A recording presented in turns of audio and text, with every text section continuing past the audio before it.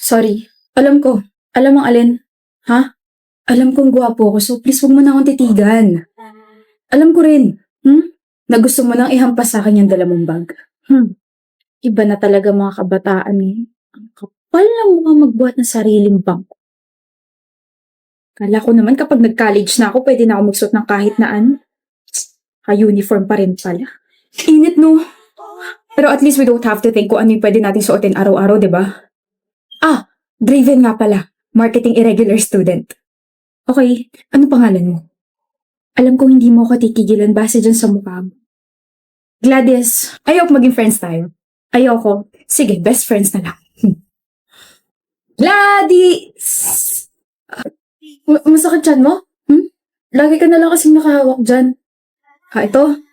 May abs kasi ako eh. Nag-aalala ka na sa akin na bored lang ako.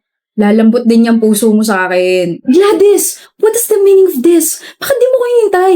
Tagal mo eh. Sabi mo sabay tayo pumasok. Di mo kayo mag-isa? Hindi. Ako sa'yo. Gladys, may iba ka pa bang friend? Wala. Meron! Ako. Pinilit mo kaya ako. Pero, hindi mo ba trip yung iba nating mga blockmates? Trip? Then bakit hindi ka nakikihalubilo sa kanila? Dito ka na lang lagi sa likod nakapwesto like me. Trip ko sila pero hindi ko masabayan yung trip nila. Okay na. Ako? Sasabayan kita sa trip mo kahit lumangoy ka pa sa fish pond. Yung mga trip kong kaibigan, tahimik. Tahimik ako. Tahimik ako, Gladys. Promise. Sorry kung hindi ako nakapunta sa family dinner nyo kagabi Ayos lang. Hindi kasi ako pwede lumabas eh. Draven. Ayos lang. Nga pala, aalis ba kayo sa araw ng mga patay? Kasi kami oo. Dadalawin namin yung grandparents namin. Saan nyo dadalawin? Baka magkrusunandas natin. Oh? Sa Manila Memorial Park, sa Columbarium. Doon din kami! Best friend talaga tayo. Psst, doon lang po ako Huwag kang lalayo.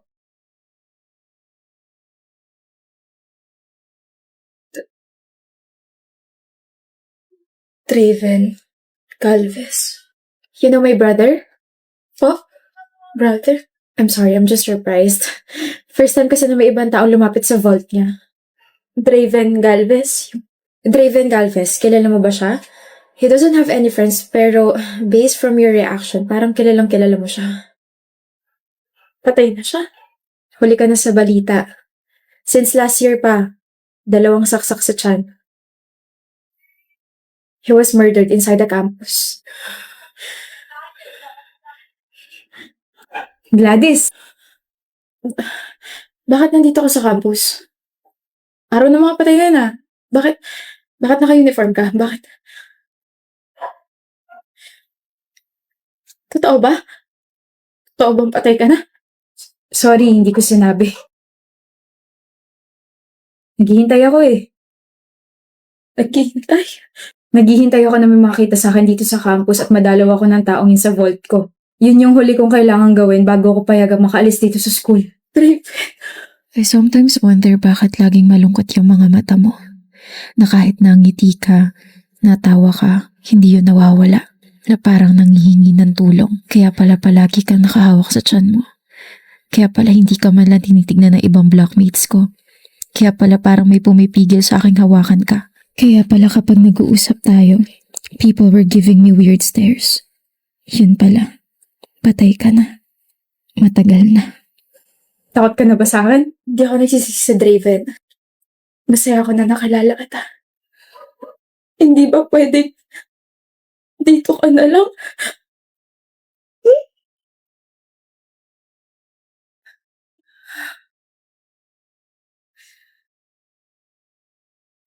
Gusto kong punasan yung luha mo kaso dito ka na lang. Gladys, hindi na pwede. Thank you. And sorry kung iiwan na kita rito Kailangan ko na magpahinga na tuluyan eh. Bye-bye, Gladys. Salamat sa lahat. And that's it. That's the end of her story. I didn't even get a chance to sabihin I fell in love with him. I fell in love with Draven. Trade, kinukulit ka pa rin ba ng pangit mong ex? Hindi na. Sabi nung kabatch namin, nung reunion, the main reason daw kung bakit iniwan siya ng asawa at anak niya kasi nag-cheat daw siya. Tapos may gana pa siyang magpatulong sa'yo. Kapal na mukha niya. Galit ka ba sa akin? Ha? Hindi. Ba't di mo ako masyadong kinakausap? Dahil ba binagot ko yung ex mo?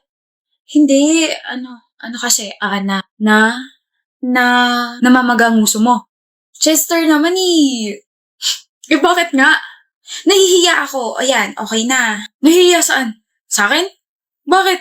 Eh boyfriend mo na ako tapos may hiya ka. Na-awkwardan ako. Nahihiya na, kinikilig na ewan. May nakain ka siguro. Hala ka, Astrid. Kaya naman palang baho eh. Joke. Tingin ka nga sa akin ng diretso.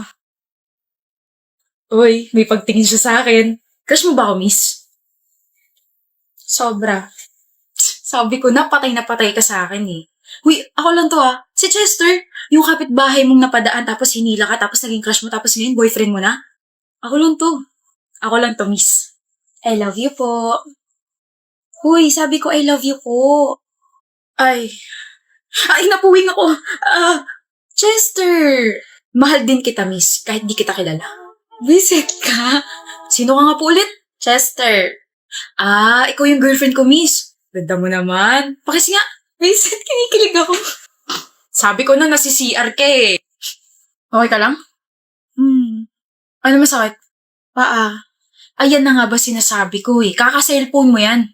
Kilig-kilig ka pa sa mga kay-drama actors eh, hindi ka naman kilala niyan. Ano connect? Ang sinasabi ko lang, ang paa ay konektado sa brain. Kaya kapag nasobrang ka sa panonood, sasakit nga talaga yung paa mo. Kaya ako na lang yung panoorin mo na boyfriend mo na nga, lagi pa nandito sa tabi mo. Siya nangingiti siya. Anyo nga sa'yo, sarang eh. Ewan ko sa'yo. Akin na paa mo, hihilutin ko, miss. May bayad to Kiss sabay, hug sabay, kiss. Mahal naman ng bayad. Eh di utang na lang. Ako na lang hahalik. Chester! Astrid, mahal ko. Busy ka ba sa Saturday tsaka Sunday? Bakit? I mean, wala ka namang work nun, di ba? Sa Saturday? Wala. So, hindi ka busy? Hindi. So, pwede tayong mag-date? Oo. Okay, so yung date natin ay 2 days and 1 night. Pupunta tayong Bulacan. Huh? We're just getting started, baby. Okay, so ganito yung mangyayari sa date natin. 5 a.m. yung call time nating dalawa. Breakfast tayo sa favorite fast food chain mo. Tapos magda-drive ako. Tapos you can sleep anytime. You can sing along sa music. Tapos pagdating ng lunch, kakain tayo sa isang restaurant. Don't worry, nagpa-reserve na ako. Tapos pagdating natin sa beach, pwede muna tayo magpahinga. Tapos gising, tapos swimming. Tapos magta-try tayo ng mga different water activities. Sandali. Takot ka sa dagat, Chester. Kasama naman kita. Kaya ko yun as long as hawak ko kamay mo. After ng water activities, magme-merienda tayo, tapos we will not forget to drink mango juice kasi favorite mo yun. Tapos pipicturean kita as in marami, okay? Tapos pagsapit ng gabi, magdi-dinner tayo malapit sa beach, tapos magpo-propose ako, tapos magpo-propose ka? Huh? Magpo-propose ka sa akin? As in, marriage proposal? Pinagsasabi mo dyan. So ano na naman pumapasok sa isip mo? Love kasi. Ba't ako? Okay. Kunwari wala ko narinig. Naiiyak tuloy ako. Ang cute mo naman po. Ayoko na. So, pwede na ba tayo magpakasal, Miss Astrid? O, diba nagulat ka? Chester. Seryoso ba? Hindi mo ako iiwan? Hindi kita iiwan. Alam mong mahal na mahal kita, Astrid. Sobrang alam ko. Sobrang dama ko. So, pwede na ba tayo magpakasal? Oo, love. Pakasal na tayo. Umiiyak ka ba? Ito naman, kailangan pa sabihin yung obvious. Ikaw hilig mo ng mga asar Wala eh. Galing mo magturo, mahal eh. Hi, Steffi. Hi. Ay, raw, parang pinana yung puso ko. Ingat ka. Thank you. Ano meron? Makatingin ka, dukot na yung mga mata mo eh. Boyfriend niya ni Steffi. Huh?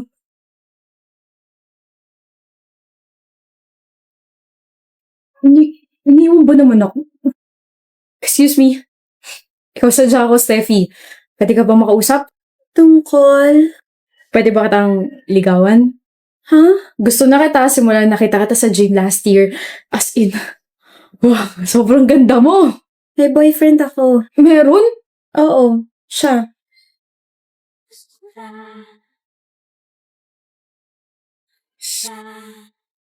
Steffi, crush kita. Steffi? Paparating na yung bagong taon. Pwede ka pa maging bagong shota ko. Sungit, yan ang gusto ko sa babae. Joke lang. Sa'yo na. Joke lang. Steffi, may nagpapabigay sa'yo. Kanino galing? Ayaw pagsabi pero galing sa senior natin. Ano yan? Letter galing daw sa senior natin. Pwede patingin. Pwede ba tayo magkita mamaya sa field? May gusto kong sabihin sa anak na. Love letter! May heart pa! Grabe ka na talaga, Bi. Pang-apat na to ngayon. Yung una, parang pinana yung puso ko. Kung panain ko kaya siya sa noo para maging unicorn siya, total mais siya, no? Tapos yung isa, gusto ko raw ligawan. Kung iligaw ko kaya siya ng landas. May isa pa, diba? Ano sabi niya? Malapit na raw yung bagong taon, kaya kung pwede maging bagong shota kanya. Kung bigyan ko siya ng bagong mukha. Galit ka na naman. Hindi ako galit! Selos? Selos? Sino? Ako? Magsiselos? B, sabi ko naman kasi sa'yo, diba? I'm not the jealous type of boyfriend. Kalmado lang kaya ako. Bakit nakakuyom yung kamao mo? Parang ready ka na manuntok. Ito! Naglalaro kasi ako ng close open. Close open, close open. Sige. Ay nako, Steffi, wag mo kong tatawagan sa ganyang paraan. Ziggy. We've been friends for 2 years and in a relationship for 1 year. So that's 3 years of my life na kasama ka. So tingin mo ba, hindi pa rin kita kabisado? Alam ko na takbo ng utak mo, ng kilos mo, kung paano ka tumingin at iba pa. Oo na, nagsaselos na ako. Ayan, inamin ko na pwede mo na akong tawanan.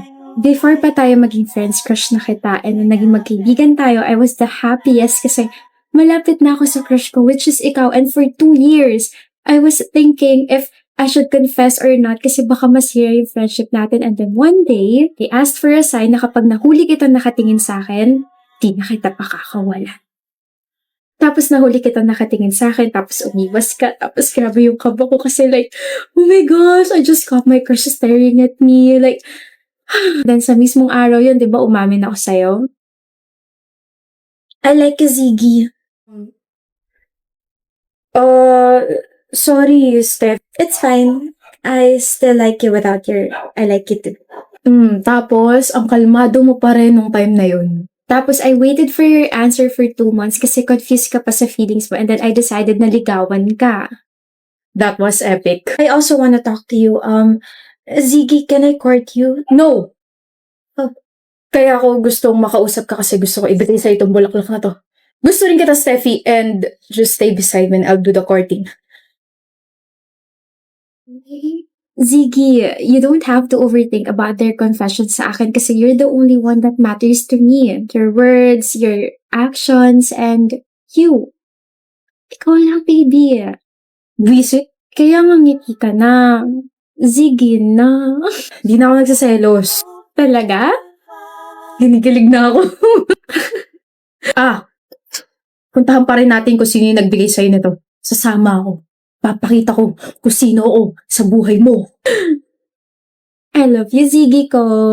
Ako rin. Love you.